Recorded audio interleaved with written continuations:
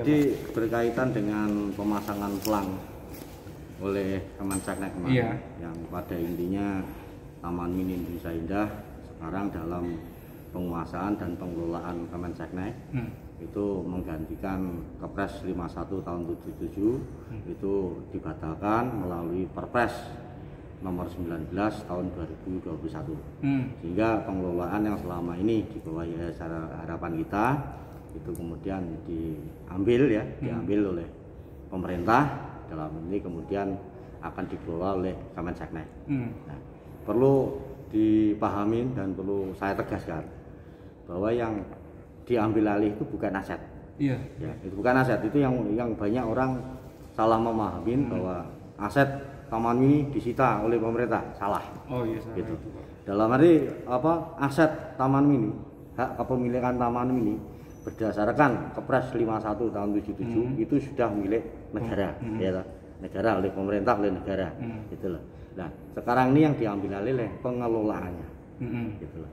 Nah, dalam sistem pengelolaan Taman Mini Indonesia Indah berdasarkan Kepres yang diterima oleh Yayasan Harapan Kita, Yayasan Harapan Kita kemudian membentuk namanya Badan Pelaksana Pengelola, itu kami, ya, Badan Pelaksana Pengelola, kami. Nah, kami ini secara langsung bertanggung jawab kepada Yayasan Harapan Kita. Nah, yang bertanggung jawab kepada negara dalam hari ini adalah Seknet. Nah, itu adalah yayasan. Kita tidak ada hubungan langsung dengan katakanlah Kemenseknek. Walaupun secara operasional mungkin terjadilah koordinasi secara langsung ini itu terjadi gitu loh. Kita harmonis lah selama ini gitu. Itu yang apa? Bicara dalam tata kelola. Nah, kebutuhan sendiri dari operasional yang kita peroleh, dari pemasukan yang kita peroleh, kita kelola, kemudian kita bagaimana caranya jangan sampai taman ini itu katakanlah kekurangan, cukup lah, kita harapkan cukup, walaupun banyak dan seringkali untuk mencukupi itu tuh adalah kita mengalami kekurangan, dan kekurangan itu selama ini selalu dibantu oleh Yayasan Harapan Kita. Itu karena sesuai dengan apa pola birokrasi yang terjadi seperti itu. Tapi Pak, pengambil alihan ini kan berdasarkan banyak. Nah, kalau urusan dengan apa namanya setor ke kas tadi adalah itu secara birokrasi saya sampaikan tadi itu adalah yayasan kepada ini. Tapi kalau kewajiban yang harus ditanggung langsung oleh badan pengelola pelaksana pengelola taman ini itu kita lakukan langsung, misalkan pajak itu kita langsung. Ya, Pak, tapi kalau dari kaca pengertian setor kas ke negara jujur saya memang belum paham ya yang dimaksud seperti apa, karena kalau bicara masalah kewajiban taman ini misalkan pajak kita bayar, semuanya kita bayar, itu yang membayar adalah atas nama BP Taman Mini kan gitu. Itu kita bayar, retribusi yang harus kita setorkan ke pemerintah kita setorkan, apa itu ke Pemda atau ke nasional, kadang kita membedakan itu jujur kita agak sulit yang dimaksud dengan kas negara itu seperti apa.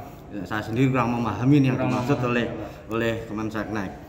Bahwa yang dimaksud bahwa apa namanya temuan-temuan BPK tadi itu bukan identik dengan yang namanya korupsi ya, bukan identik dengan tindak penyelewengan, bukan. Tapi kita setelah BPK masuk ke taman ini memeriksa keuangan kita kan menggunakan sistem keuangan yang berbeda dengan departemen. Sehingga ada beberapa misalkan katakanlah mata anggaran atau istilah-istilah yang berbeda dengan yang digunakan di departemen. Contohnya Mas, kita yang kasus yang kita cukup agak sebetulnya nggak besar, nggak terlalu ini, tapi menjadi masalah gitu. Misalkan kita selama ini nanggap reok, reok Ponorogo, Jaranan, itu kan mitra kita yang rutin kita reguler kita undang untuk pentas di taman mini.